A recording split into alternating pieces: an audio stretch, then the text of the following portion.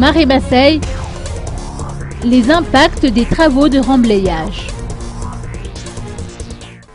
En tout, 40 hectares de terrain sont concernés par les travaux de remblayage du côté du Marée Massaï.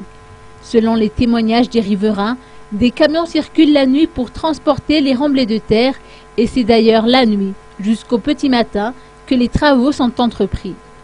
Lalo Ravalmanan, maire d'Antananarivo, s'est enquéri de cette situation hier en se rendant sur les lieux, accompagné de son équipe et de ses propres collaborateurs.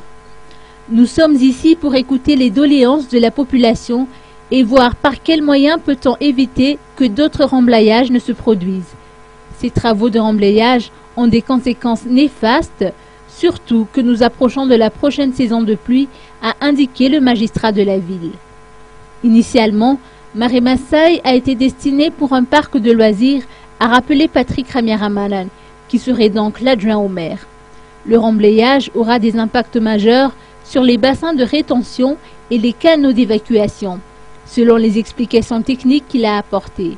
Les canaux, comme ceux du côté d'Alalamaït, entre autres, seront obstrués et les problèmes d'inondation seront d'une ampleur considérable dans la capitale pour la prochaine saison des pluies.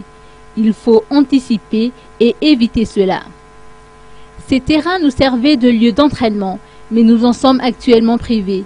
Le sport constitue pour nous un moyen d'éduquer les jeunes. On avait également un projet sur la construction d'un terrain de rugby, mais le terrain domanial que l'on prévoyait de demander a été clôturé pour des fins de remblayage, se désole Nicolas Ramamountsou, responsable des jeunes de l'association Fitama Amboudstir. À noter qu'une rencontre entre Lalo Ravalmanan, accompagné de ses proches collaborateurs, et le colonel Joseph Ramiaramanan, PDS par intérim, est prévue le lundi 28 septembre prochain.